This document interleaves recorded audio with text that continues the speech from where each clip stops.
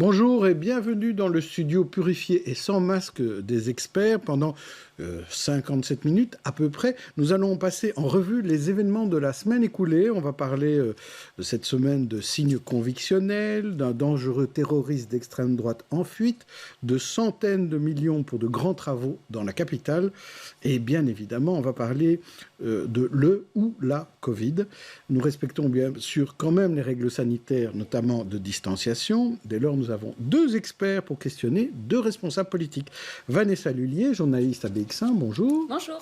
Et à ses côtés, Samuel Buisseret, alias Mister Sam, point d'interrogation, youtubeur zététique, bonjour. Bonjour. Rappelez-nous un peu ce que c'est un youtubeur zététique pour ceux qui auraient oublié cela. Un youtubeur, c'est quelqu'un qui fait des vidéos sur YouTube. Et puis la zététique, c'est le scepticisme scientifique. C'est comment on doute des choses, pourquoi croire, pourquoi ne pas croire. Toutes les méthodes qui se rapportent à comment déceler les fake news, comment déceler ce qu'est un complot, un vrai complot ou un faux complot, etc. Donc il y aura de quoi faire, notamment dans l'émission d'aujourd'hui.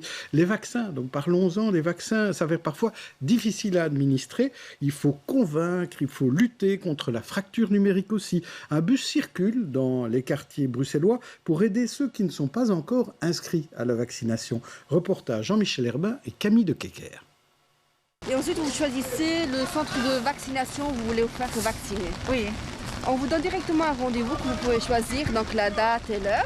Basma travaille à la réduction de la fracture numérique. Devant ce bus de la STIB, aménagé en espace public digital, elle distribue des prospectus. Objectif, aider la population à prendre rendez-vous sur Bruvax pour se faire vacciner. On va vers les gens, on leur explique un peu comment ça se passe, s'ils ont déjà reçu une invitation ou pas. Parce qu'il y en a qui gardent les lettres à la maison, dans leur sac et ne savent pas quoi en faire. Stationné sur la place d'Ailly ce mardi, le bus passe dans les communes où le taux de vaccination est le plus faible et la fracture numérique la plus élevée, à savoir Schaerbeek, Saint-Josse, Saint-Gilles, Bruxelles-Ville, Molenbeek et Kuckelberg. J'ai besoin de votre carte d'identité pour avoir votre numéro national. On a des petits prospectus ici pour pouvoir leur distribuer s'ils veulent faire ça chez eux. Et ceux qui veulent le faire sur place, eh bien, on entre dans le bus, on a des ordinateurs, on a le Wi-Fi, on a tout ce qu'il faut. Et ils ont juste besoin d'avoir leurs coordonnées, leur numéro national et on les inscrit. Une prise en main essentielle pour de nombreuses personnes. Certaines n'ont pas accès aux outils numériques chez elles, d'autres éprouvent des difficultés à les utiliser et n'ont pas nécessairement quelqu'un pour les aider au quotidien. C'est plus les seniors, parce que vu qu'ils ont un peu difficile à utiliser les PC, les tablettes, donc n'importe quel moyen pour s'inscrire. Le prochain arrêt du bus de la STIB contre la fracture numérique est programmé jeudi prochain sur la place communale de Molenbeek. On va vraiment chercher les futurs vaccinés là où ils sont, parce qu'on n'arrive pas à les toucher de manière usuelle par les moyens modernes, Vanessa Lullier. Oui, je pense que c'était vraiment nécessaire. En fait, ce qui est un petit peu dommage, c'est qu'on n'y ait pas pensé avant. J'ai envie de dire, quand on a lancé la campagne de vaccination, c'est vrai que sur Saint-Josse, je pense que Emir Kir disait que c'était 2/3 des personnes qui n'avaient pas d'adresse mail avec un accès chez elles. Donc, c'est quand même assez problématique de se dire, voilà, on fait ça uniquement avec des moyens modernes. De pouvoir aller directement sur place, évidemment, ça permet de conseiller. Et puis, ils voient aussi que ce sont des personnes, on leur explique, c'est des gens qui ne s'informent pas forcément par les médias traditionnels. Donc, évidemment que c'est utile. Il y a parfois des problèmes de langue aussi. Et les problèmes de langue, bien sûr. Et donc là, on voit effectivement que à partir du moment où ce sont aussi des habitants de la région bruxelloise qui conseillent d'autres habitants, ça passe mieux. C'est la même personne qui vous parle. Enfin, c'est votre alter ego. Alors c'est un problème de politique de santé difficile à réaliser, Sam. C'est un problème très vaste dans le sens où il y a évidemment les gens qui n'ont pas un accès directement aux technologies de l'information, mais même quand on y a accès, ça reste non seulement épouvantablement compliqué, il faut aussi savoir trouver la bonne info, trouver le bon site, trouver le bon système. Il faut savoir...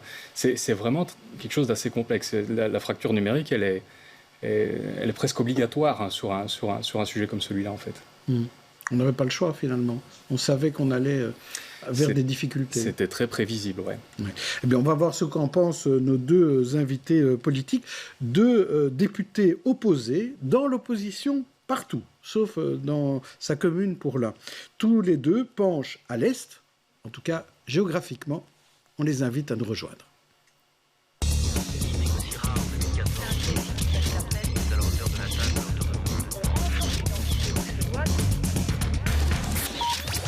Alors nous avons Petia Obolensky, députée régionale PTB et Turbécois, qui remplace sa collègue Stéphanie Koplowitz au pied levé. Merci beaucoup. Bonjour. Et Christophe de Becolard à ses côtés, député régional CDH, Saint-Pétrusien et nouveau président de la section CDH de Woluwe-Saint-Pierre, c'est ça? Exact, chef de groupe, merci. Voilà, Bonjour. Chef de groupe, et vous avez remplacé Georges d'Allemagne à ce poste-là. Je vais commencer par vous, Christophe de Becolard, justement, puisque vous connaissez bien votre commune de Woluwe-Saint-Pierre. Elle ne fait pas partie des communes où c'est le plus compliqué de vacciner, mais comment est-ce qu'on arrive à résoudre ce problème de fracture numérique, surtout vis-à-vis des plus âgés?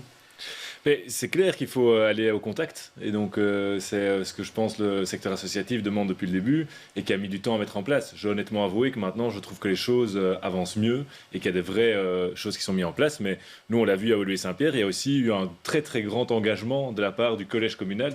Moi j'ai vu un bourgmestre aussi sur le terrain, des échevins qui allaient dans les associations, via les réseaux des associations, toucher les personnes et surtout en effet les personnes les plus âgées, les personnes les plus précaires qui n'ont pas toujours le même accès aux nouvelles technologies.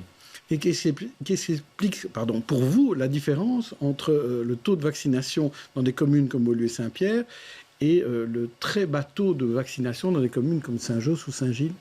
Je pense que c'est cet accès à l'information, tout simplement. Donc c'est sûr qu'on voit qu'il y a des réseaux d'information qui circulent beaucoup mieux dans certaines communes et donc aussi dans certains indices socio-économiques plus favorisés.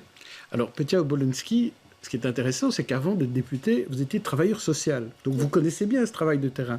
Est-ce que là, le gouvernement a péché par un peu de l'ignorance, de se dire s'il suffisait d'envoyer un courrier par mail ou un courrier postal pour que les gens viennent se faire vacciner? Alors je ne sais pas si c'est de l'ignorance, parce que je pense que s'il y a bien une tendance de fond dans la façon dont le gouvernement a géré la crise, la pandémie depuis le départ, c'est l'aspect de classe. C'est-à-dire que c'est un virus de classe. On voit au niveau du taux de vaccination que dans les communes les plus pauvres, notamment autour du croissant pauvre, les taux ne sont pas du tout comparables aux communes plus, on va dire, plus favorisées. Et je pense que ça se manifeste notamment en termes de fracture numérique. On l'a vu dans le reportage, tout le monde ne sait pas utiliser une tablette. Et donc il faut être proactif, il faut aller chercher les gens.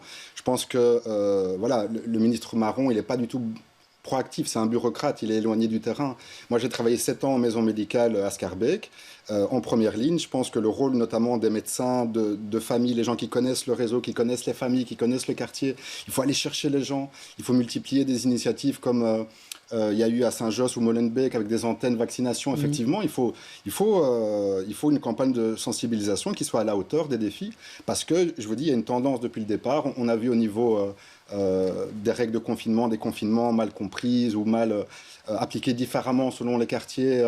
Voilà, je pense que c'est une erreur qui se répète et donc il est plus que temps que la région fasse un petit peu ce qu'il faut, notamment pour aider les communes qui, elles, prennent en main cette question-là. Mais quand vous disiez que la maladie touche aussi socialement, au niveau de la maladie, elle a touché un peu tout le monde. C'est vrai que sur la vaccination, là, vous avez raison, il y a des fortes différences sur les gens touchés par la maladie. Qu'on a vu dans les Hauts, il y avait des décès un peu partout. Bien sûr, mais il y a des mesures qui sont très connotées socialement. Par exemple, quand le gouvernement communique, tu as l'impression que tout le monde il habite dans une villa 4 façades et pratique du kayak et du golf. Allez, je fais un peu un cliché, mais c'est eux-mêmes qui le font. Donc, à un moment donné, je pense que c'est...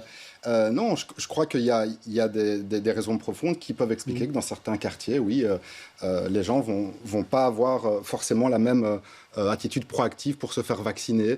Il y a beaucoup de doutes sur la question du vaccin, il y a beaucoup de doutes sur la façon dont le gouvernement gère cette pandémie. Et donc, je pense qu'il faut regagner la confiance du citoyen. C'est fondamental si on veut gagner et arriver à un taux de vaccination, notamment chez les plus âgés, qui fasse vraiment reculer la pandémie et qui libère un petit peu tout le monde, quoi. Christophe de Becolard, d'accord avec cette vision de la crise?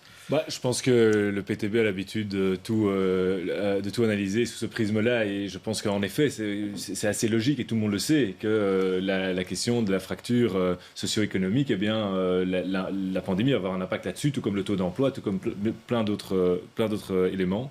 Je voulais peut-être juste revenir sur les centres de vaccination et qui peut selon moi aussi expliquer un certain dynamisme dans certaines communes. C'est que je pense que Alain Marron et le gouvernement bruxellois a voulu avoir un énorme d'énormes centres de vaccination OSL. Je ne suis pas sûr que c'était la meilleure stratégie. Et je pense que maintenant, on se rend compte que travailler de manière très locale, avec des plus petits centres, c'est là qu'on a les meilleurs résultats. C'est là aussi que ça coûte le moins cher à la vaccination. Et donc, en fait, délocaliser les choses pour être au plus proche de la population, impliquer les pouvoirs locaux, impliquer le tissu associatif local, ça permet aussi d'avancer. Et donc, je ne suis pas sûr que cette idée de tout grand centre, OSL par exemple, était la meilleure idée. J'aurais peut-être privilégié une stratégie plus locale. Vanessa Lullier. Par rapport aux grands centres, il y a certainement aussi une donnée qui a changé aujourd'hui. C'est qu'au départ, on nous parlait quand même de vaccins qui étaient utilisables et conservables à des températures extrêmes, moins 70, moins 80 degrés. Aujourd'hui, forcément, quand Pfizer annonce qu'on peut garder son vaccin au frigo pendant un mois, ça change la donne et on peut à ce moment-là faire une campagne aussi de vaccination un petit peu plus de proximité. Par rapport à la proximité, dans ce que vous dites, je trouve que à Beaulieu-Saint-Pierre, vous avez la chance d'avoir un centre de vaccination, mais on voit que les taux quand même de vaccination sur Auderghem ou sur Boisfort, qui sont dans les mêmes communes, dans le même type de population, qui n'ont pas de centre de vaccination, il y a aussi les mêmes taux de vaccination, en tout cas pour les plus de 65 ans. Et on voit depuis le début, en fait, à partir du moment où on a commencé à aller au contact des gens, grosso modo, on gagne à peu près 2 points de pourcentage par semaine sur le taux de vaccination. On partait de 72, on est aujourd'hui à une moyenne de quasiment 80, donc on voit que ça fonctionne, ce genre de choses. Je voudrais vous poser la question à tous les deux sur ce qui s'est passé avec le Johnson & Johnson cette semaine.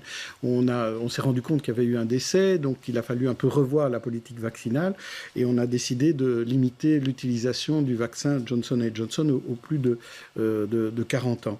Mais on ne l'a pas fait pour les sans-abri, où là, on a trouvé que ça valait la peine de quand même les vacciner au Johnson & Johnson. Ça vous a choqué, Petya Obolensky ? Écoutez, oui, c'est le moins qu'on puisse dire. Et je pense qu'il y a un combat par rapport à la question du vaccin qui est, je pense, celui de la transparence.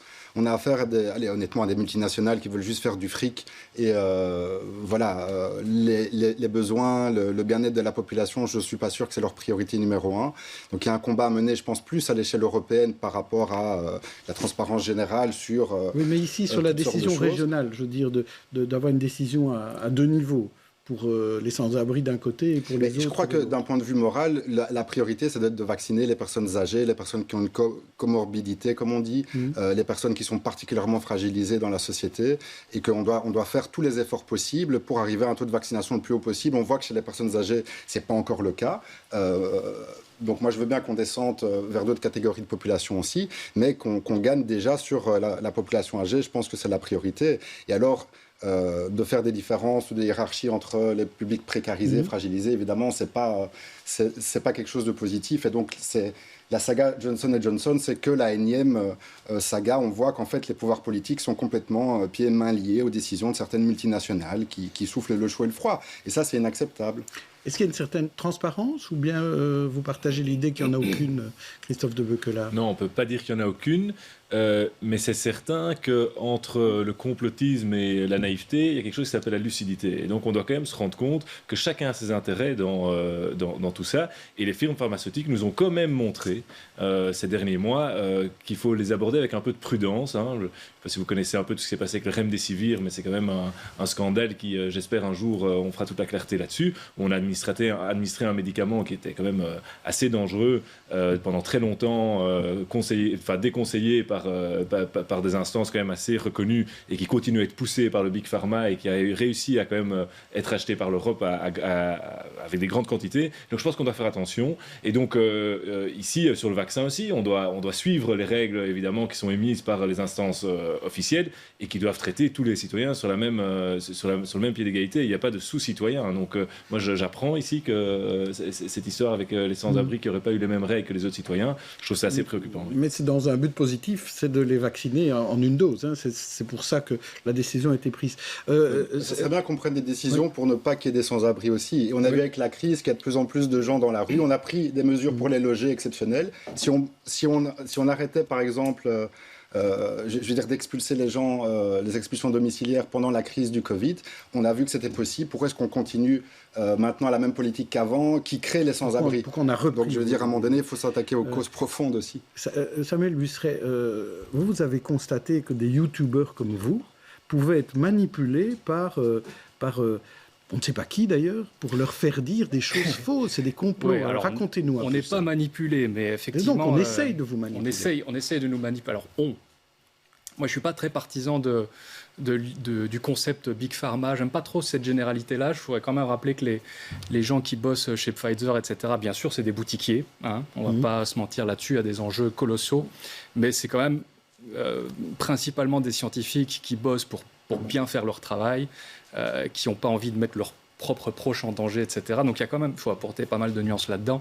Et cette histoire de sans-abri, moi j'aimerais savoir si c'est une décision de moindre mal ou pas. Parce que, oui, c'est plutôt ça. Si c'est plutôt ça, alors il faut peut-être regarder le côté statistique, le côté scientifique de cette décision. Et quel est le bénéfice, quel est le risque? La balance bénéfice-risque, toujours. La balance alors sur le cas de la manipulation, ce qui est assez rigolo, c'est que là récemment, c'est tout frais. On vient d'être contacté, donc on est régulièrement contacté par des agences de com, etc., pour faire de la pub sur X, Y, Z. Et là, on nous a contactés pour faire une publicité défavorable à Pfizer. Alors je dis moi je ne suis pas concerné, mais des amis youtubeurs de très haut rang ont été contactés pour ça, avec, dixit le mail, une somme considérable à la clé. Et donc il y a une réelle tentative de manipulation avec un texte précis qu'il faut réussir à dire, qui est évidemment extrêmement populiste, très conspirationniste, toute la rhétorique conspirationniste est dedans. Donc c'est assez impressionnant les moyens qui sont déployés dans cette guerre de la communication. Oui, mais en tout cas, c'était éventé parce que c'était rendu public. Donc, oui, parce qu'on a une intégrité, contrairement à ce que nos détracteurs supposent. Oui, en tout cas, on ne sait pas franchement d'où ça vient, on ne sait pas si c'est un concurrent, si c'est un pays, enfin, on ne sait pas du tout d'où ça vient, en tout cas. Je vous propose de passer à un autre sujet de la semaine qui était très, très important, c'était... on va passer d'abord à un dessin de notre graphiste, Coucou Charles, qui s'est intéressé à cette chasse à l'homme de la semaine, donc à la recherche de Jürgen Konings, une vraie partie de Pokémon Go, comme vous le voyez, avec Jürgen Konings qui devient cette personne à rechercher. C'est un dangereux terroriste d'extrême droite qui menaçait à la fois de faire des attentats contre une mosquée, contre Mark Van Ranst, et qui avait plein d'armes dans son véhicule. Et mercredi, la ministre de la Défense était entendue en commission. Versus y consacrait son débat. Extrait de ce débat avec le député PS Khalil Awasti qui défend la ministre PS de la Défense, Ludivine de Donder. Elle a indiqué ce qui a été fait déjà et ce qui devra être fait. Ce qui a été fait, c'est qu'elle a rencontré les généraux, l'ensemble des généraux. Ce n'est pas anodin pour évoquer le problème et indiquer finalement que le racisme, le sexisme, le fascisme n'a pas sa place à l'armée. Elle a aussi pris les premières mesures nécessaires finalement pour que l'on puisse veiller à ce qu'il n'y ait pas d'incidents similaires qui puissent se reproduire, et des personnes ont déjà été écartées. Aujourd'hui, elles n'ont plus accès, puisque c'était le grief principal, au stock d'armes. La ministre a pris ses responsabilités, elle a engagé déjà les enquêtes, une enquête interne. Je pense que le comité R est également saisi que pour diligenter une enquête. Elle a dit publiquement qu'elle n'a jamais été informée de ce fait, de même finalement que le responsable des services généraux de renseignement. Et donc là, il y a effectivement quelque chose qui est absolument inacceptable, que cette information qui soit capitale, à savoir le seul militaire qui est déterminé et qui est défini en OCAM 3, à savoir un niveau dangereux, ne soit pas signalé aux responsables des services généraux de renseignement et à la ministre de la Défense. Alors Petya Obolensky, on en a beaucoup parlé évidemment cette semaine. On se rend compte qu'il y a eu beaucoup de manquements, beaucoup de dysfonctionnements, qu'il y a des gens d'extrême droite, des racistes au sein de l'armée. Qu'est-ce qu'il faut faire ? Qu'est-ce que le PTB conseille de faire ? Alors, il faut supprimer l'armée ? Non. Alors, c'est extrêmement inquiétant. Vous voulez garder l'armée ? C'est pas la question. Là, ce qui est inquiétant, c'est que l'extrême droite progresse dans la société de façon générale, qu'il y a des raisons profondes à ça, et que c'est aussi le cas ici, on découvre dans l'armée. On voit qu'il y a... il y a des fautes, je pense, très graves au niveau de la hiérarchie et qu'on sous-estime au niveau politique. Quand est-ce qu'on va prendre au sérieux vraiment la menace terroriste d'extrême droite ? On l'a vu ces dernières années qu'elle progresse pas seulement en Belgique, en Europe, on l'a vu en Allemagne, on l'a vu en France, on a vu à Christchurch il y a quelques années. Donc c'est vraiment une menace concrète. On parle d'attentats terroristes. On a ici un type qui fait partie de l'extrême droite, qui est surarmé, qui menace de faire un carnage. Et on a un boucher qui va dire que la principale menace, c'est la gauche en Belgique. Donc ça, c'est quelque chose qui est très très grave pour nous. C'est pas exactement ce qu'il a dit. Hein. Bon, plus ou moins. Il arrive toujours même pas du tout ce qu'il a dit. Enfin bon, on ne va pas revenir exactement. Mais il a fait un tweet où il a dit qu'il faut aussi s'occuper de la gauche communautaire. Vous vous sentiez visé? On trouvait ça complètement hallucinant à un moment donné où il y a des idées d'extrême droite qui progressent, je vous disais, dans la société. Où on a son parti, il a quand même gouverné pendant 5 ans avec un parti qui a ouvert grandes les portes aux idées d'extrême droite.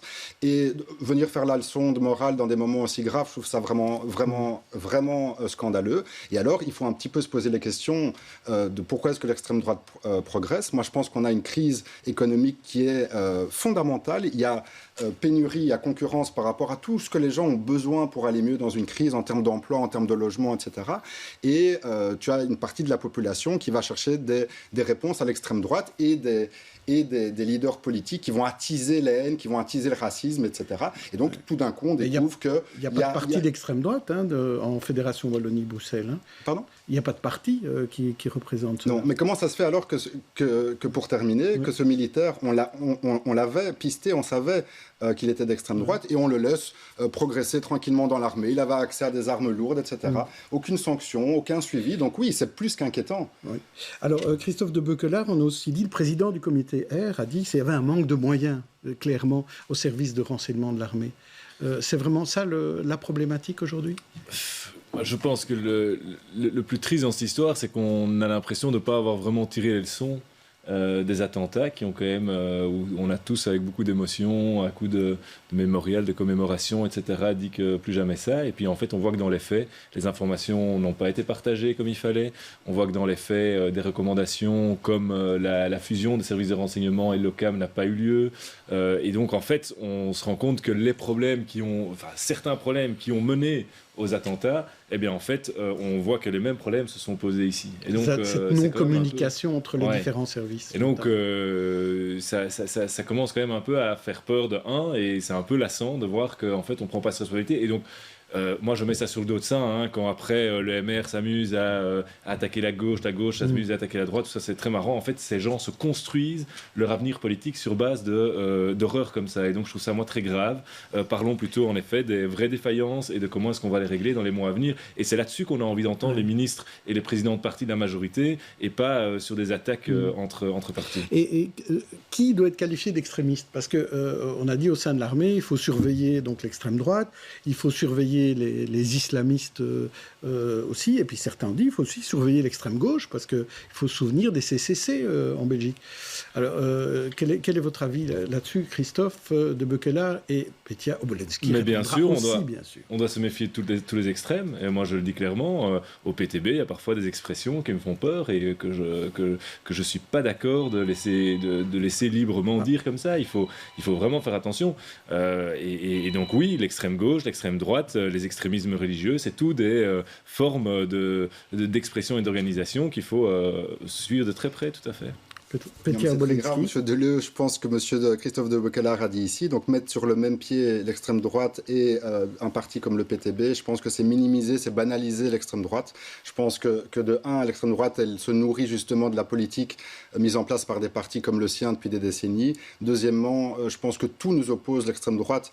Nos valeurs fondamentales, c'est la solidarité, c'est l'antiracisme, c'est l'antisexisme. Donc c'est exactement l'inverse. Donc je pense qu'il faut à un moment donné... C'est grave, quoi. Moi je trouve ça inacceptable de mettre sur le même pied. Si on sort de la comparaison entre PTB et extrême droite, si on parle d'extrême droite, islamiste et certains tenants de l'extrême gauche, l'exemple que je citais des CCC, c'est pas le PTB, mais est-ce qu'il faut surveiller toute forme d'extrémisme? Moi je pense que le danger aujourd'hui c'est l'extrême droite. Je pense qu'ils ont un boulevard, ils sont en train de grandir dans le monde entier. Il faut, voilà ce qu'on disait, plus jamais ça, on se rend compte en fait que ces forces progressent partout. On a des exemples dans tous les pays d'Europe. Ils travaillent notamment consciemment à diviser la population sur une base raciste, en s'attaquant à des minorités, en s'attaquant aux musulmans, en s'attaquant aux noirs, en s'attaquant aux arabo-musulmans, peu importe, ils ont toujours aux juifs dans les années 30, donc ils changent de bouc émissaire.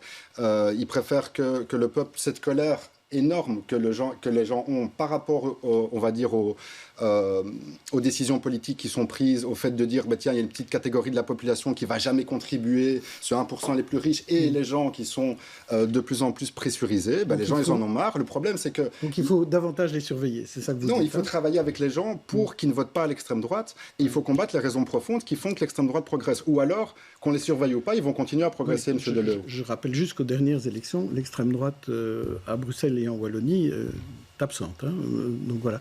Alors, Sam, j'ai découvert dans votre CV que vous veniez d'une famille de militaires. Oui. Vous n'êtes pas militaire, vous êtes un peu le mouton noir de la famille. Je suis le dissident de la famille, effectivement. Et c'est ça qui me chagrine un petit peu dans vos discours. C'est que, déjà, il y a la confusion extrême droite au niveau du parti et la définition sociologique. L'histoire qui nous concerne ici, c'est l'histoire c'est l'histoire psychologique, c'est l'histoire du racisme, c'est l'histoire... c'est pas un combat politique dans le sens partisan, c'est un combat politique dans le sens sociologique et psychologique. L'armée, c'est par essence un truc, j'apprendrai ça à personne, qui est nationaliste, qui parle de défense, d'attaque. C'est déjà un endroit où ceux qui ont des idées extrêmes vont y trouver des affinités, quels qu'ils soient. Ceux qui ont envie de combattre, ils vont être séduits par ce contexte de l'armée. Et en plus, c'est un contexte de grosse camaraderie, de fraternité, de famille, dans mon cas, carrément. Donc, il y a des espèces d'indétrônables qui s'installent. Et c'est ça qui est très difficile, c'est que pendant très longtemps, on a fait confiance à un système qui reposait finalement sur une forme de confiance. Mais quand il y a des extrêmes comme ceux qui nous concernent maintenant qui se présentent, on a très très peu de moyens d'action. Moi, je suis en ce moment au courant de dérives de militaires qui prennent un peu trop leurs aises, et avec les gestes barrières, et avec les ci et les ça, parce qu'ils ont un grade, et ils se permettent des choses inadmissibles au sein de l'armée. Et personne n'ose rien leur dire. Pour moi, ça fait partie du même problème, tout ça. Eh bien, tout ça est très positif. Merci de ramener un peu de positivité. Un petit mot pour conclure sur ce dossier de cet entrisme de l'extrême droite dans l'armée. Je pense que de toute façon, comme dit Sam, il y a quand même beaucoup... Voilà, c'est effectivement, on n'apprend pas qu'il y a des gens d'extrême droite dans l'armée. Je pense que c'est pas une découverte. Ce que je trouve plus problématique, c'est qu'effectivement, à partir du moment où on demande à l'OCAM de faire un travail ou au service de renseignement de faire un travail et qu'on ne s'en sert pas, c'est quand même un petit peu dommage, et que cette personne ait eu accès à des armes, ou même à la limite, même des personnes qui ne sont pas fichées, qu'elles puissent avoir accès et sortir avec des armes. Je trouve que c'est quand même assez problématique. Et accès à des formations aussi d'autres. Je vous propose à présent une galerie de portraits de personnalités qui ont fait l'actualité de la semaine. À vous de choisir celui qui vous inspire en bien ou en mal. Et on va commencer par vous, Petia Obolensky. Je vous propose tout d'abord Roman Protasevich, le dissident pour qui un dictateur a détourné un avion de Ryanair. Ah non, c'est pas lui. Ah, excusez-moi. Voilà, ça c'est le bon. Donc Roman Protasevich, ou alors Fabrice Murgia, du Théâtre National à Bruxelles laïque pour s'occuper de l'ancien cinéma Variété, ou Remco Evenepoel, une étoile qui a pallié au Giro, ou Laura Denève, l'Anderlechtoise, couronnée footballeuse pro de l'année. Qui choisissez-vous? Roman, Fabrice, Remco ou Laura? Alors, spontanément, Remco.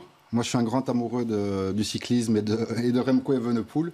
J'ai suivi un petit peu le Giro. C'était difficile pour lui parce que c'était sa toute première expérience. Ouais. Il a dû abandonner. Mais c'est un quête qui a eu un accident très très grave il y a un an. Il est tombé d'un pont de 10 mètres de haut en direct à la télévision. Il aurait pu mourir, il aurait pu être paraplégique. Et donc voilà, moi, je suis un amoureux du cyclisme et du foot sur l'aspect populaire. Et j'ai beaucoup d'affection pour cette nouvelle génération qui arrive, et notamment Remco Evenepoel. Et bon, je ne sais pas, est-ce que vous voulez que je commente un peu plus ou pas? Non, c'est très bien, c'est très bien. On y croit, en tout cas en Remco, et on espère qu'il gagnera quand même. Moi, je pense que c'est juste dire que je crois qu'il a beaucoup appris. Je pense que les médias ont mis énormément de pression sur ses épaules. Il n'a jamais que 21 ans. Il a eu son équipe aussi, parce qu'il est le leader de l'équipe. Mais il faut le laisser grandir et prendre beaucoup de plaisir avec lui dans les 10-15 ans à venir, je pense. Très bien. Alors vous, Christophe de Beuquelard, je vous propose Noah Lang, l'espoir brugeois adepte de chants antisémites. Pierre Thijs, le nouveau directeur du Théâtre National de Belgique, qui vient de Liège, lui. Max Mosley, le pape de la Formule 1 décédé cette semaine, ou Claire Michel, la triathlète saint-pétrusienne qualifiée pour les Jeux Olympiques. Vous n'êtes pas obligé de prendre la saint-pétrusienne. Hein. Pourtant, je sais quand même ce que j'allais faire. Mais... Bah alors, oui, soit. Pour rester dans le sport, non, tout simplement, c'est génial d'avoir comme ça des rôles modèles qui inspirent les gens et qui donnent envie quand même de se lancer, de faire du sport. Moi, c'est surtout cet aspect-là, quoi. C'est d'avoir des gens qui inspirent les jeunes à se mettre au sport, et c'est ça que j'ai envie de retenir. Oui. Alors, 5 infos de la semaine, laquelle vous a ravi ou vous a énervé et pourquoi? On va commencer par vous, Christophe de Beuquelard. Tout d'abord, l'Italie qui a gagné l'Eurovision samedi dernier. Le président Macron qui était chez McFly et Carlito.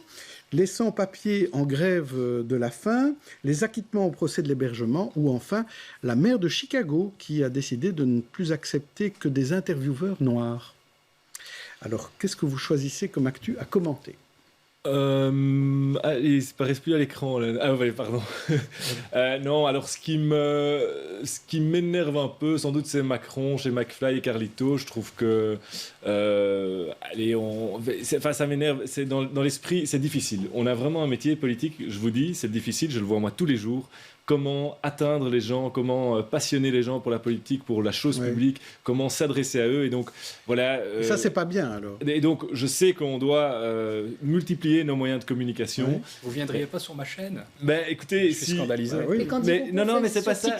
Je trouve qu'on doit aller partout, c'est sûr, mais c'est la façon. Et pour dire quoi? J'ai pas vu beaucoup chez Macron, McFly et Carlito de débats politiques et d'essayer de. Non, pas du tout. Voilà. Oui. Alors, moi, je veux bien venir sur votre chaîne. Vraiment, je réponds oui. Si on parle politique, ça peut être de manière cool, ça peut être de manière relax, ça peut être de manière pour accrocher les gens avec des mots simples, mais on doit quand même, je pense, comme politique, essayer de faire notre métier et pas juste vendre notre image. Pas juste raconter des anecdotes. Voilà, c'est ça, exact. Ça, oui. Alors vous, Petia Obolensky, choisissez autre chose, hein, pas la même chose. Dans la même liste, alors. Hein. Dans la même Donc liste. une chose, soit qui m'énerve, soit qui me ravit. Voilà, c'est ça. J'hésite entre sans-papiers en grève de la faim et acquittement au procès d'hébergement. Je vais prendre les sans-papiers.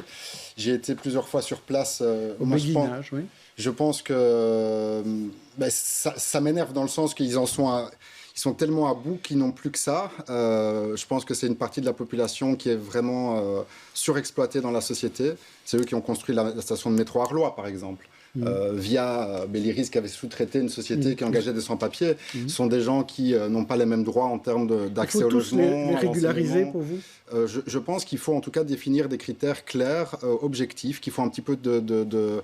Pour le moment, c'est l'arbitraire le plus total qui règne. Il y a des gens qui ont des situations... moi, j'ai des amis qui sont des femmes qui sont ici avec leur mère, leur fille, surexploitées dans des boulots pas possibles, qui sont ici, certains, depuis des années, parfois 10 ans. Des gens qui ont fui la guerre, des gens qui ont fui la misère. Et je veux dire, quand on est amené à faire une grève de la faim, je pense que ce sont des gens qui, avec la crise Covid, ont vu leur situation encore beaucoup plus se dégrader. Donc, pour juste être clair, il faut les régulariser avec quel genre de critères? Moi, je pense qu'il faut faire attention à la façon dont les gens sont implantés au niveau du travail, au niveau de leur famille, l'implantation dans la société belge. Ils sont présents depuis quelques années, qui sont clairs, qui sont objectifs et qui sont les mêmes. Allez, un petit peu de justice, c'est la moindre des choses. Et je pense que c'est des gens, juste pour finir, Monsieur Deleu, parce que c'est vraiment important, sont des gens qui contribuent à la société, qui contribuent à l'enrichissement de la société et qui veulent en avoir aussi tous les droits, être des citoyens comme les autres. Et je pense que c'est en fait... Ce serait bien vraiment pour tout le monde. Je pense que l'ensemble de la société pourrait en profiter. Vous ne devez pas me préciser que c'est important, hein, parce que tout ce que vous dites et ce que dit Christophe de Beuquelard, c'est important. J'ai une petite question pour Christophe de Beuquelard. Cette semaine, on a aussi appris que Cumuléo avait gagné une phase judiciaire face à la commune de Woluwe-Saint-Pierre, parce que Cumuléo, depuis pas mal d'années maintenant, cette association critique la commune de Woluwe-Saint-Pierre en disant qu'elle manque de transparence. Qu'est-ce que vous avez à répondre à ces accusations ? Je pense que c'est pas vrai. Franchement, on a eu un événement un peu traumatisant avec ce représentant de Transparencia, je pense, qui est venu par la force rentrer dans des bureaux d'administration communale. Et qui était sorti des bureaux, d'ailleurs. Voilà, c'est ça. Et donc, il y a un moment donné, c'est plus possible. Je veux dire, il y a quand même encore des procédures. On est dans un état de droit et on doit respecter les choses.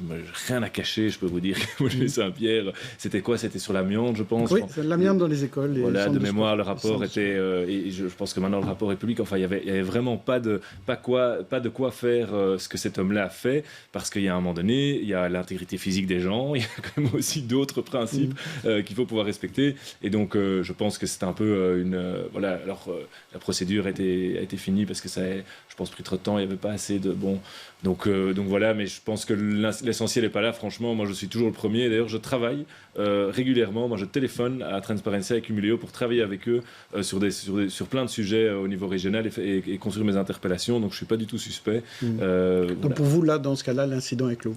Oui, l'incident est clos. Alors, la STIB ira-t-elle en appel du jugement du tribunal de travail qui l'accuse de double discrimination, à la fois religieuse et de genre? On le saura avant la fin du mois. En attendant, cela se déchire au sein des partis de la majorité bruxelloise. Un compromis est-il possible sans en parler au Parlement? Au régional, au fédéral, en tout cas pour Écolo, c'est simple, il n'y a pas besoin d'appel. Il faut changer le règlement tout de suite à la STIB, comme l'expliquait la députée Farida Tahar mardi dans Toujours plus d'actu. C'est vraiment envoyer un très mauvais signal, mais à toutes celles et ceux qui luttent justement pour le vivre ensemble et contre toutes les formes de discrimination. Je pense notamment aux associations antiracistes, aux féministes. Je rappelle que UNIA et la Ligue des droits de l'homme ont également se sont jointes à la plainte de la victime et à saluer la décision de justice. On envoie aussi le message suivant, c'est de dire quelque part qu'on ne veut pas d'une partie de la société, des femmes notamment qui portent le foulard. C'est un message mauvais que la STIB enverrait à une partie de sa population.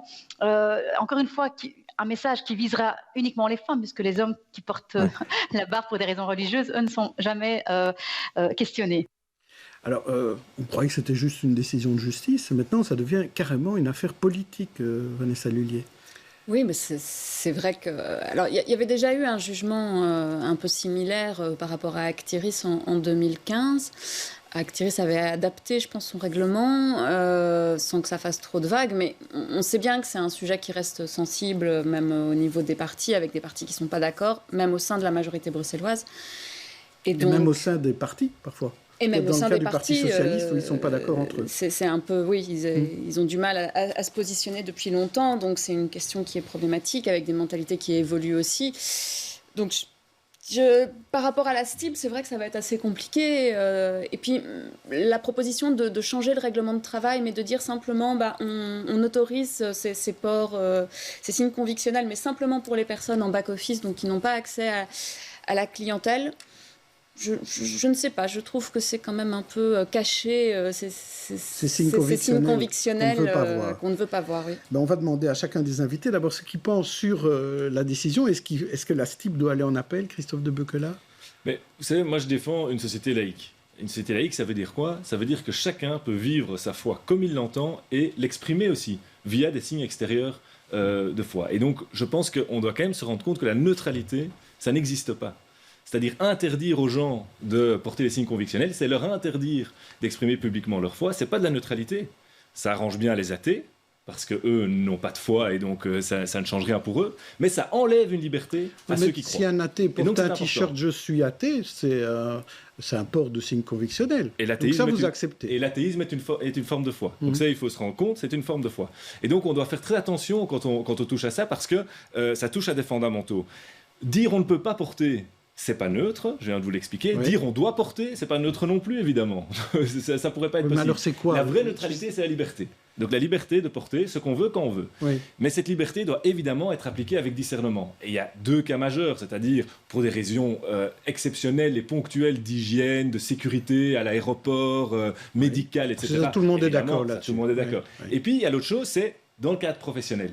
Quand on exerce une profession, on rend un service et on est dans ce service. Et ce service passe au-dessus à ce moment-là, de ses convictions et de ses propres choix personnels. Et donc, dans ce service, on doit être capable de se plier à certaines règles. Et si des administrations publiques, des entreprises estiment que pour rendre ce service efficacement, il faut ôter un signe de foi, eh bien alors il faut pouvoir le faire. Et donc, ça ne peut pas être un tabou. Donc, moi, je pense qu'en effet, la STIB doit aller en appel, oui.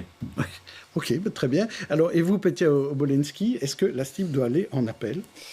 Donc, par rapport à cette affaire de ce type qui rend un appel contre un jugement qui la condamne pour discrimination, moi je pense qu'il faut revenir un petit peu au côté humain. De quoi est-ce qu'on parle? On parle de jeunes femmes qui sont exclues du marché de l'emploi, certaines exclues du marché déjà de l'école au niveau de l'enseignement supérieur. C'est très violent. On a une jeune femme qui a porté plainte parce qu'elle ne pouvait pas porter le voile sur le lieu de travail. Elle a gagné dans un jugement historique. Madame rappelait que c'était un petit peu dans le même état d'esprit que ce qu'il y avait eu avec Actiris. Donc je pense que c'est vraiment une avancée. Et on a cet organisme public donc, qui est représenté par tous les partis de la majorité avec une ministre Groen qui dit avec l'argent public, je pense, ils veulent porter plainte contre Non, ils veulent aller femme. en appel. Ils veulent aller en appel contre la décision de condamnation. Mais c'est d'une violence inouïe. Je veux dire, le gouvernement, il est complètement fracturé parce que, comme vous l'avez dit, il y a des partis, à commencer par le PS ou dans la famille verte, Groen, qui sont complètement fracturés là-dessus.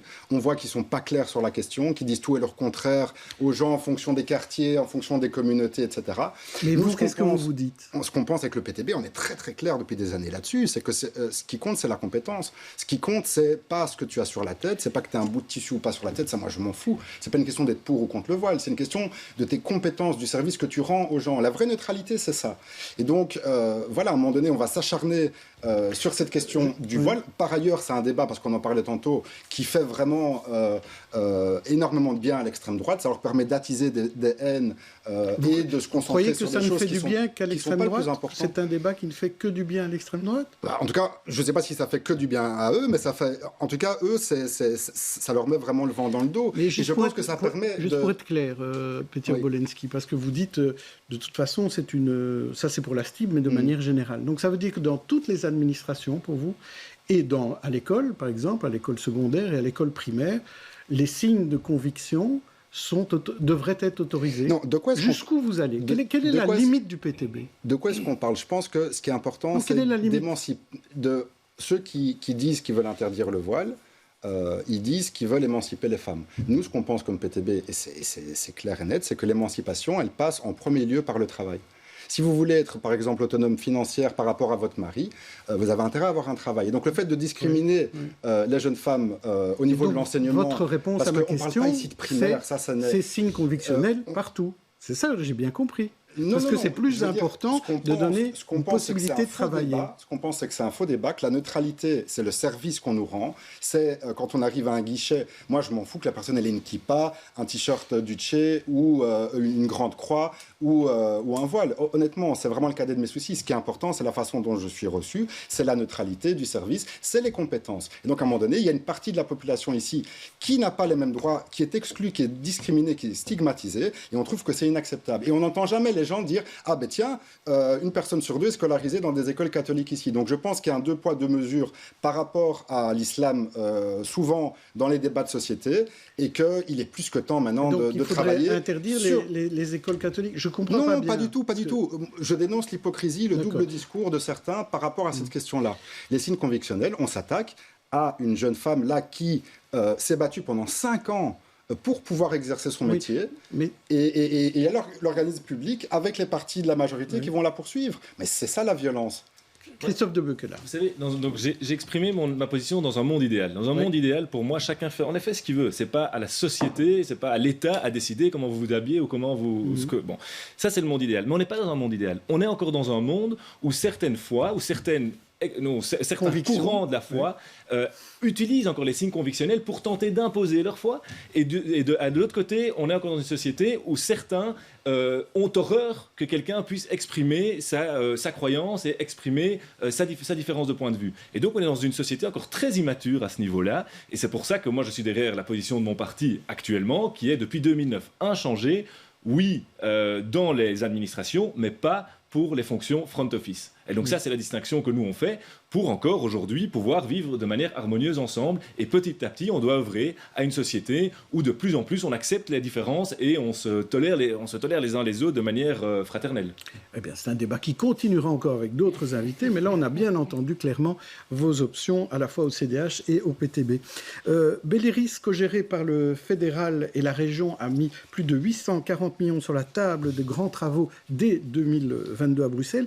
Mais ce qui a fait le buzz vraiment le week-end dernier et en début de semaine, ce sont ces images du Bruxelles 1908. Je propose de les regarder ensemble, en tout cas d'en voir le début.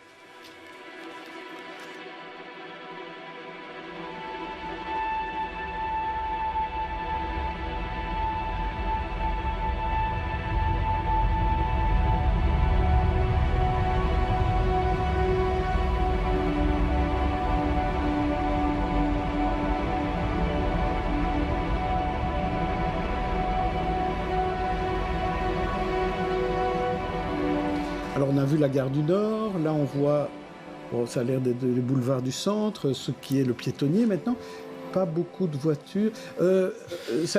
Samuel Busseret, vous me disiez tout à l'heure que ça vous faisait penser que 1908, c'est pas très éloigné de 1911. Ah, 1911, oui. Le Congrès Solvay. Oui. Donc ça, il faut bien se dire, c'est le Bruxelles qu'a vu Albert Einstein et l'école de Copenhague, comme on les appelait, quand ils ont posé les bases de la physique quantique.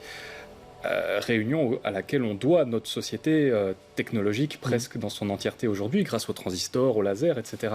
Donc c'est très très très émouvant, parce qu'on pense toujours à Einstein et finalement on le place en général plutôt à l'époque de la guerre, etc., oui. Vieux. Mais en fait non, c'est là que Einstein a eu son grand rôle, c'est à cette époque-là. Avec les hautes formes. Avec les hautes formes, avec les chevaux dans les rues, faut réussir à s'imaginer ça. Moi, je suis très, très ému de ces images. Vanessa Lullier, on a essayé de travailler sur ces 8 minutes d'images, d'essayer de revoir ce que Bruxelles était devenu après ça. Ça a quand même pas mal changé. Oui, c'est marrant, il y a des endroits qu'on reconnaît vraiment très, très bien. Et bon, la gare du Nord, voilà, je disais, pourquoi on a détruit ce bâtiment, c'est quand même dommage. On s'est privé d'une partie du patrimoine et puis il y a d'autres lieux qui ont très peu changé. La place de Brouckère, là, quand on voyait, bon, évidemment, ça a changé, il y a les voitures et tout ça, mais je trouve ça très émouvant. Ça me fait effectivement, puis cette petite anecdote d'Einstein, ça me parle beaucoup. Je trouve que c'est très agréable. Ça fait un peu penser à aussi à la colorisation qu'on a pu avoir pour les films de la Première Guerre mondiale ou même de la Deuxième, avec, je pense notamment à la série documentaire Apocalypse, où d'un seul coup, ça rend beaucoup plus concret et beaucoup plus proche de nous ce Bruxelles, en tout cas. Toujours est-il que je voulais qu'on parle ensemble, surtout du Bruxelles 2022 et d'après 2022.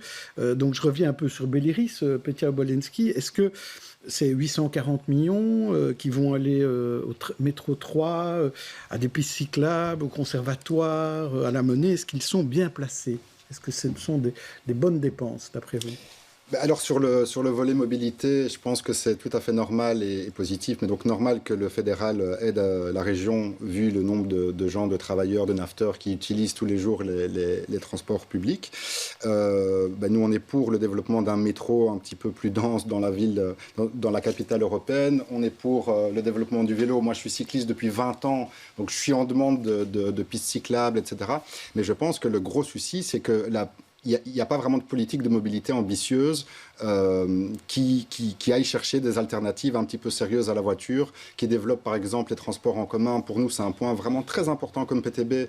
Et donc ça transports en commun de qualité, gratuits. Et donc ça manque de le fond Béliris. Vous trouvez qu'il n'y a pas assez? Parce que le métro 3, déjà, ça prend déjà beaucoup d'argent. Il n'y a aucune ambition. Je veux dire qu'il n'y a aucune ambition un petit peu verte, un petit peu écologique, de gauche, etc. C'est quoi la proposition finalement? C'est développer une taxe kilométrique qui est une taxe injuste socialement et qui va dégoûter en fait les gens de l'écologie. Ça, c'est pas dans Béliris. Ça, j'ai bien compris. Regardez, par exemple, Béliris pourrait investir dans ce fameux RER. Moi, c'est le monstre du Loch Ness. J'étais petit, ils en parlaient déjà. J'avais des cheveux, ils en parlaient déjà. Tout un réseau autour de la première couronne de Bruxelles pour pouvoir sortir. Parce que là-bas, les gens, ils sont obligés d'utiliser leur voiture. Ils n'ont pas de transport public vraiment fréquent. C'est pas chouette. C'est pas les Bruxellois qui doivent payer pour les gens d'en dehors de Bruxelles, quand même, non? Mais on parle de gens qui ont dû quitter Bruxelles justement parce que ça devenait invivable. À un moment donné, à cause de ce genre de tendance, les loyers explosent. Les gens, ils vont à Vilvoorde, les gens, ils vont... Moi, j'ai travaillé dans une maison médicale à Scarbeck où, à un moment donné, un gros pourcentage de la population s'était barré, par exemple, à Vilvoorde, parce que sinon, tu survivais pas à Bruxelles. Voilà. Alors, revenons sur Béliris, Christophe de Beukelard. Qu'est-ce que vous pensez de ces dépenses? Mais, en fait, de deux choses l'une. Le fonds Béliris, c'est quoi? Ça a été créé pour que les autres régions, les autres citoyens contribuent au rôle de capital que doit assumer Bruxelles. Mais du coup, quand Bruxelles commence à utiliser ces moyens-là pour, par exemple, construire des logements sociaux, il y a un problème. Ça veut dire que Bruxelles n'est pas capable de le faire sur fonds propres et donc va aller, en fait, mendier dans les autres régions et au fédéral pour pouvoir construire ces logements sociaux qui sont essentiels et nécessaires, mais quelque part, on est dépendant des autres pour le réussir. Et donc là, il y a un souci. Ou bien on obtient alors des fonds supplémentaires, et c'est le fameux débat sur le refinancement de Bruxelles, je pense, qui est très important, ou bien on continue avec Belliris uniquement à faire des choses pour le rôle de capitale de Bruxelles. Donc ça, c'est un premier grand élément, je pense, qui est dangereux, c'est qu'on commence à financer des choses qu'on devrait financer sur fonds propres, qu'on n'est plus capable de faire, et qu'on va financer sur fonds Belliris. Ça me pose problème. Vanessa Lillier. Je pense qu'on ne commence pas. Enfin, les logements sociaux, c'était déjà, sous la précédente législature, ça a été déjà le précédent avenant de Belliris, donc ce n'est pas un début. Et là, on met moins, même proportionnellement à ce qu'on a déjà mis dans les logements sociaux et dans la rénovation des logements sociaux pour Belliris. Il y a plus dans la mobilité, et il y a plus, notamment, un des projets de Belliris, c'est ce RER vélo, effectivement, mais c'est aussi le réaménagement du rond-point Schumann qui n'avance pas et qui date des années. Et là, c'est vraiment, on est pleinement dans la mission de Belliris, à savoir de faire de Bruxelles quand même une capitale et nationale et européenne. Oui, mais qu'est-ce qui devrait faire partie Il y a le sport, il y a un truc de formation. Il y a un stade de hockey aussi. Voilà, il y a quand même des choses qui sont pas... Et puis, il y a le deuxième élément pour moi qui me pose souci, c'est la question de la relance. C'est-à-dire que dans ce fonds Belliris, 50 millions d'euros qui vont servir à la place Schumann ont été cherchés dans le plan de relance européen. Donc, c'est les fonds de la relance. Et là, il y a quand même une grande question à se poser, mais que je pose depuis le début et que mon parti pose dans tous les parlements, c'est est-ce qu'on a bien compris ce que ça veut dire de faire la relance aujourd'hui ? C'est la relance de la construction. Oui, la relance de la construction, mais c'est pas comme ça qu'on va faire. Ce qu'on doit faire pour faire de la relance, c'est qu'on doit construire une économie qui est capable, dans les 10, 20, 30, 50 ans à venir, à se régénérer et à créer des emplois durables. Et c'est pas en simplement dépensant dans l'infrastructure qu'on va réussir ça. Et donc pour moi, il y a un gros souci là, c'est de l'utilisation de ces fonds de relance. C'est pas la bonne manière. On doit investir de manière toute différemment. Et donc c'est la grande critique qu'on fait de tous les plans de relance belges. On va pas arriver aux objectifs qu'on s'est mis. Je vais encore laisser un petit mot à Petya Obolensky qui voulait reparler encore de Belliris. Je voulais juste réagir tantôt, ce qui était dit tantôt sur l'aspect plus réputation internationale de Bruxelles, l'aspect attirer les touristes, etc. On pense que oui, évidemment, c'est important de le faire, mais j'ai l'impression que ça se fait souvent un petit peu au détriment des besoins des Bruxellois eux-mêmes. On parlait... Madame parlait des logements sociaux. Bon, moi, je préside la commission logement. On essaie de mettre la pression un petit peu sur la secrétaire d'État pour qu'elle produise des logements sociaux. Il y a à peu près 10 ans de file d'attente si vous voulez un logement social aujourd'hui. Donc, il faut se rendre compte un petit peu de la situation. Pour un boulot, il y a des dizaines de personnes qui cherchent. Et il y a des Bruxellois qui, en termes d'accès au logement, accès à l'emploi, mobilité... Donc, vous trouvez qu'on aurait dû mettre plus d'argent dans les logements sociaux ? Et donc, je ne suis pas sûr que le côté un peu développement de la ville, bling-bling, cette espèce d'énorme piétonnier avec des boutiques de luxe et un musée de la bière au milieu. Je caricature à peine. Oui, parce qu'elles ne sont pas encore là, les boutiques de luxe. Je veux dire, on les voit venir. Et donc, voilà, nous, ce qu'on voudrait, c'est un petit peu répondre aux besoins des Bruxellois qui explosent. Il y a des vraies urgences sociales. C'était déjà le cas avant la crise Covid. Ça l'est d'autant plus. Et je crois qu'on n'est pas encore sorti de l'auberge et qu'on n'est pas encore à même appréhender l'urgence qu'il y a on en a parlé dans certains quartiers. Mais je pense vraiment que... Bon, il faut agir maintenant. On termine l'émission avec les coups de cœur, comme chaque fois.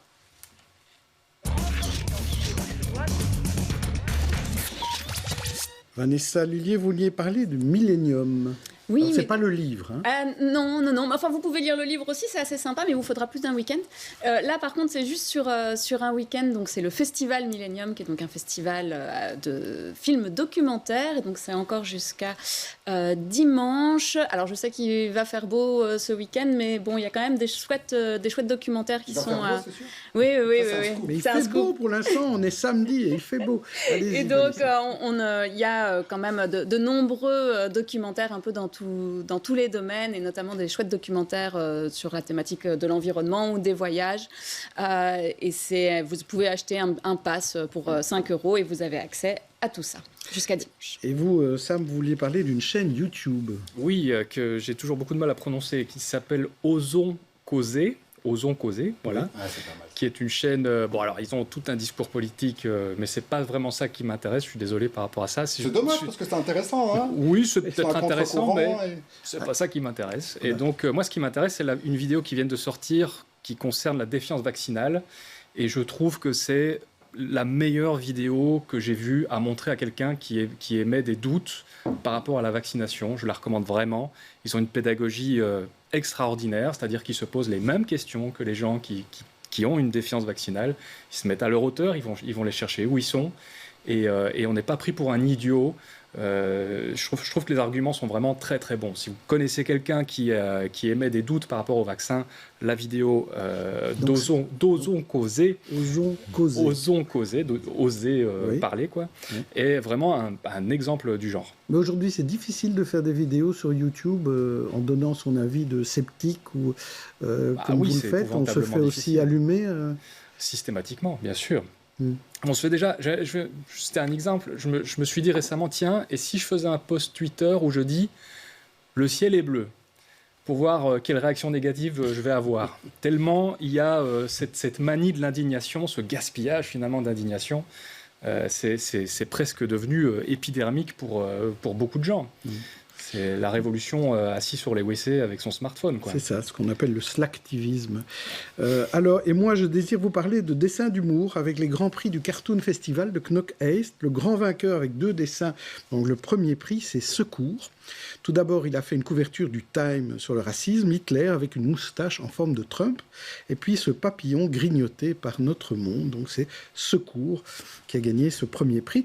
Et alors les 2e et 3e prix, c'est Karl qui, dans Knack, a dessiné ses munitions en forme de crayon. C'est très joli, ça fait penser au futur musée du cartoon. Et un dessin du bruxellois du bus, Charles Michel, aux migrants à Lesbos, qui leur dit « Désolé, je ne peux pas vous serrer la main ». C'était pour les mesures sanitaires, bien sûr. Voilà donc les dessins victorieux de ce concours annuel de cartoon. C'est important, évidemment, de soutenir ces dessinateurs de presse. Et bientôt, ils auront leur musée grâce à Philippe Geluck. Un dernier mot, une idée de balade, peut-être à Woluwe-Saint-Pierre, Christophe de Beuquelard, ce dimanche. Je pense qu'il y a encore le parcours donc dans le parc de Woluwe. Vous devez vraiment aller vous promener. Il y a toutes des œuvres d'art grandeur nature qui sont dissimulées sur le lac, dans la forêt, etc. Donc vraiment, allez vous balader. C'est sur plusieurs communes, mais commencez au parc de la Woluwe. Il y a déjà beaucoup d'œuvres. Et vous, Petia Obolensky, quelque chose à faire à Etterbeek, qui est le quartier où vous habitez, ou ailleurs? Écoutez, s'il fait, faire du vélo peut-être. S'il fait beau demain, moi je suis un grand effectivement cycliste et j'ai prévu ce dimanche de faire du vélo. L'idée c'était d'aller faire le mur de Gramont du côté de Denard, mais je vais... Donc du coup voilà, c'est pas vraiment près d'Etterbeek. Voilà. Si on a plein de parcs, on a une ville très verte, je crois que c'est la 2e capitale la plus verte au monde, je crois, enfin ce que j'avais entendu, et donc les balades ne manquent pas. Eh bien, si on fait beau, je pense qu'il y aura du monde dans... Voilà. Si on veut vous retrouver... Si on veut vous retrouver, ce sera sur le mur de Gramont. Et donc, et Christophe de Beuquelard, ce sera dans le parc de la Molue. Merci à tous, invités, chroniqueurs. Les experts reviennent samedi prochain. Bon week-end.